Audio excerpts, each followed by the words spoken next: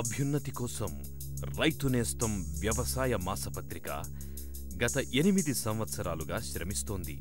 వ్యవసాయంతో పాటు వ్యవసాయ అనుబంధ రంగాల్లో కూడా రైతులకు అవగాహన కల్పించడం కోసం విశేష కృషి చేస్తోంది. సంక్షోభంలో ఉన్న రైతన్నకు అనుక్షణం అండగా నిలుస్తోంది.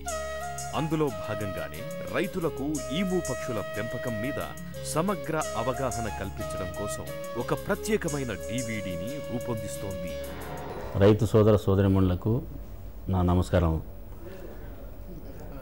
ఈ రోజున్న పరిస్థితిలో వ్యవసాయం మరియు పాడి అనుబంధ రంగాలైనటువంటి పశు సంక్షేమం మరియు ఈ రంగాల్లో ఎంతైనా మనము కొంతైనా కృషి చేయాల్సిన అవసరం ఉంది. ఈ సందర్భంగా ఈము పెంపకందారులకు రైతు నేస్తం వారు అందించు ఈ చిరుకానుక, ఈ ఈము రంగంలోకి వచ్చే కొత్త ఔత్సాహిక వేత్తలకు ఈ డివిడి ద్వారా ఈము పరిశ్రమ రంగంలోని సాధక బాధకాలు తెలుసుకొని దీన్ని ఏ విధంగా ముందుకు తీసుకెళ్లాల్సిన అవసరం ఉంది, ఈ రంగాన్ని ఎట్లా అభివృద్ధి పరచాలి అనే దానిపైన ఈ డివిడి ఉపయోగపడుతుందని ఆశిస్తున్నాను.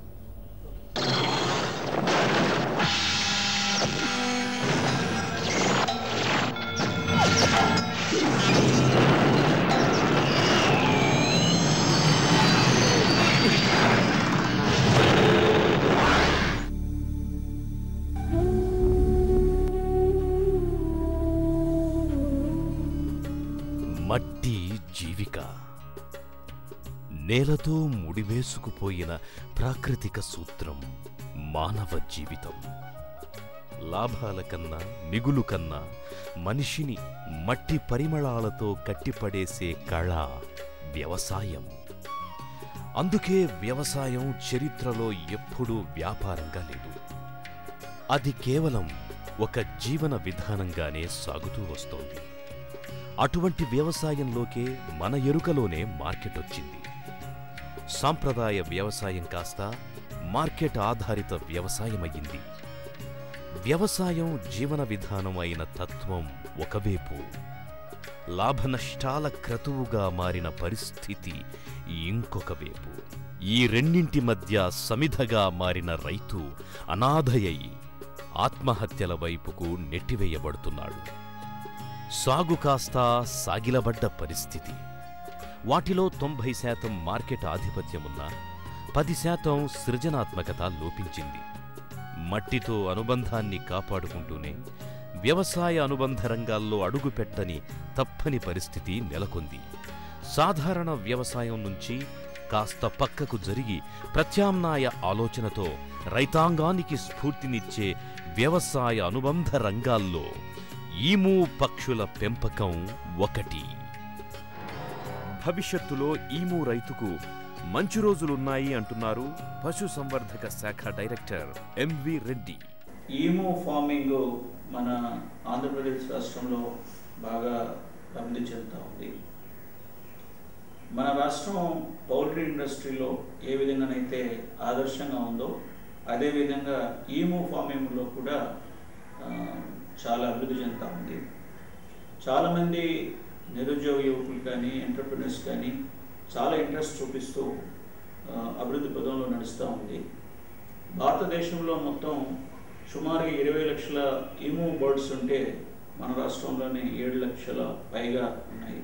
సుమారుగా 1500 వరకు ఫార్మ్స్ మన రాష్ట్రంలో ఇప్పటికే ఏర్పాటు చేయబడ్డాయి. ఇది చక్కటి పరిణామం. ఈ ఈము మాంసం యొక్క విశిష్టత, మరి ఈము ఆయిల్ యొక్క ఉపయోగాలు, ఇటువంటివన్నీ కూడా చాలా వరకు ఈ ప్రజల్లో తెలియదు. ఇది కొంచెం ఎక్కడ అందుబాటులో ఉంటుంది, దీని యొక్క లక్షణాలు ఏంటి, తర్వాత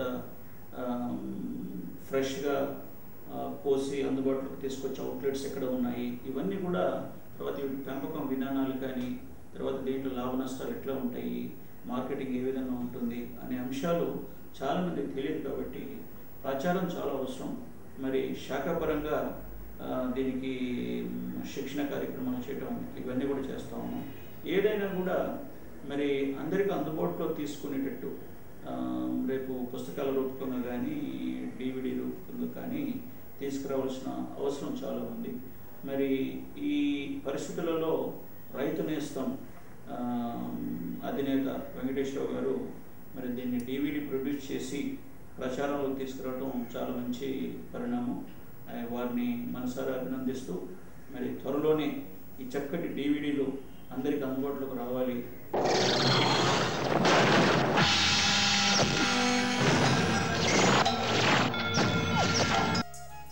ఈము ఎగరలేని రెటైల్ వర్గానికి చెందిన ఆస్ట్రేలియా దేశపు జాతీయ పక్షి. దీనిని శాస్త్రీయంగా డ్రోమియస్ నావోహుల్లాండియా అని పిలుస్తారు. ఇది రాయ, కెసోవరి, కివి పక్షుల కోవకు చెందినది. ఈము సంఘజీవి. దీని జీవితకాలం 30 నుండి 50 సంవత్సరాలు. ఈ పక్షి 6 అడుగుల ఎత్తు వరకు పెరుగుతుంది. అమెరికా, ఆస్ట్రేలియా, చైనా దేశాల్లో ఈము పక్షుల పెంపకం గత 20 సంవత్సరాల నుండి చేపడుతున్నారు. ఈము పక్షులు అన్ని రకాల వాతావరణాలను తట్టుకుని పెరుగుతాయి. ఈము పక్షి నుండి వచ్చే మాంసం, నూనె, చర్మం చాలా విలువైన ఉత్పత్తులు కాబట్టి 1975వ సంవత్సరంలో ఆస్ట్రేలియా ప్రభుత్వం ఈ పక్షులను కోళ్ల ఫారాల మాదిరిగా పెద్ద సంఖ్యలో పెంచేందుకు అనుమతినిచ్చింది. ఆ తరువాత వీటి ప్రాచుర్యం, పెంపకం ఖండాలు దాటి 1996లో మొదటిసారి మన రాష్ట్రంలోకి ప్రవేశించింది. భారతదేశంలో మొత్తం ఈము పక్షుల పెంపకంలో 80% పైగా మన రాష్ట్రంలోనే జరుగుతోంది. పోల్ట్రీ నష్టాల్లో ఉన్న పరిస్థితులలో ఈ పోల్ట్రీ ఇండస్ట్రీ కాకుండా వేరే ఇంకేదైనా ఇండస్ట్రీకి డైవర్ట్ అయితే బాగుంటుందేమో అనే ఒక ఆలోచనతోటి సెర్చ్ చేయడం జరిగింది. ఆ విధంగా సెర్చ్ చేస్తున్న క్రమంలో ఈనాడు సండే బుక్లో ఈ ఈము పక్షుల గురించి ఒక ఆర్టికల్ చదివినాం. అప్పుడు 1998లో చదివి ఇదేదో బాగానే ఉన్నట్టుందని చెప్పి దానికి డీటెయిల్గా ఇచ్చేసినప్పుడు అది ఆస్ట్రేలియా నేషనల్ బర్డ్ అని తెలిసి ఆస్ట్రేలియాలో మాకున్నటువంటి సంబంధాలను మా పిల్లలు కానీ ఇటువంటి మిత్రులు కానీ ఉన్నటువంటి వాళ్ళతోటి అక్కడ దాన్ని ఎంక్వైరీ చేసి ఇండస్ట్రీ చాలా బాగుందని చెప్పేసి దాని తర్వాత అమెరికాలో కూడా బాగుందంటే అమెరికాలో కూడా ఎంక్వైరీ చేసి ఈ ఇండస్ట్రీని స్టార్ట్ చేయడం జరిగింది. 1998లో 350 పిల్లలతోటి ఈ ఇండస్ట్రీ మేము స్టార్ట్ చేయడం జరిగింది. ఈము పక్షుల పెంపకం చేపట్టాలంటే పెంపకదారులు మొదట ఈముకు సంబంధించి ప్రాథమిక అవగాహనను ఏర్పరచుకోవాలి. మార్కెటింగ్ వ్యవస్థను లోతుగా అధ్యయనం చేయాలి. అప్పుడు మాత్రమే పెంపకం దిశగా అడుగులు వేయాలి. ఇది మేజర్గా అగ్రికల్చర్ బేస్డ్ ఉన్న ఇండస్ట్రీ. ఇప్పుడు మనకు అగ్రికల్చర్ చేసుకోవాలంటే మన ప్రతి రైతు కూడా వర్షాధారం మీద ఆధారపడి ఉండాల్సి ఉంది. వర్షంలో ఉంటేనే పంటలు వస్తాయి, వర్షం లేకపోతే మనకు పంటలు రావు. కాబట్టి ఇప్పుడు దీని సబ్సిడరీ అంటే ఇప్పుడు మనకు వర్షము ద్వారా ఒకటి, రెండోది సెకండ్ థింగ్ ఏంటంటే లేబర్ కూడా చాలా తక్కువ మంది అవసరం ఉంటుంది. అయితే ఇప్పుడు దీన్ని మనం వర్షం జస్ట్ తాగడానికి కనుక వర్షం ఉంటుంది. ఇప్పుడు దీనికి కూడా మనకు గ్రీనరీ కూడా దీంతో ఏం ఖరాబ్ కాదు. మనకు ఓన్లీ స్టాల్ ఫీడే కాబట్టి ఆ స్టాల్ ఫీల్డ్నే ఉంటుంది. మనకు ఒక 2 years మెయింటైన్ చేసేస్తే లైఫ్ ఫార్మర్ కూడా 30 years ఎష్యూర్డ్ అని మనం ఇన్కమ్ ఉంటన్నమాట. సో లాంగ్ రన్ ఉన్న బిజినెస్ ఇన్కమ్ కాబట్టి ప్రతి ఫార్మర్ కూడా ఇది మంచి ఉపయోగం ఉంటుందని ఇంటెన్షన్.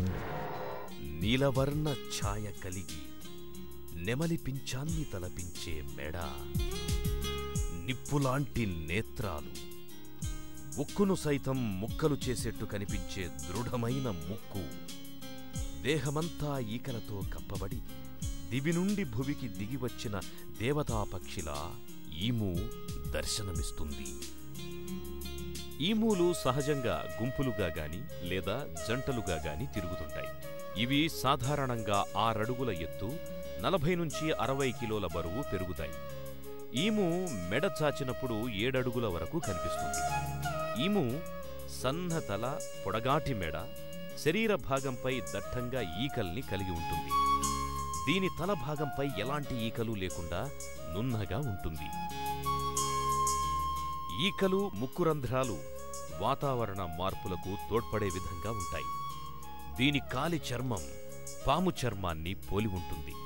పొడగాటి కాళ్ళు, 3 వేళ్లు, వాడి గోళ్లతో ఈము పక్షులు గంటకు 40 కిలోమీటర్ల వేగంతో పరుగెత్తగలవు.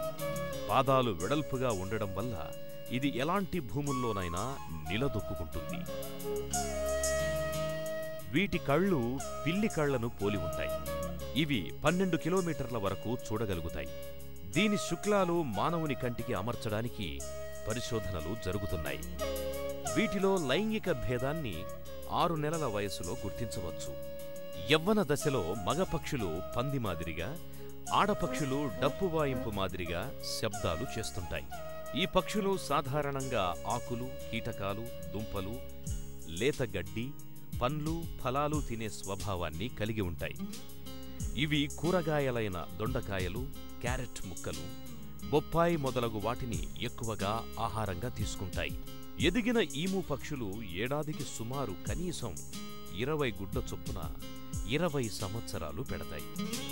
సరాసరి ఒక పక్షి తన జీవిత కాలంలో 400 నుండి 500 గుడ్ల వరకు పెడుతుంది.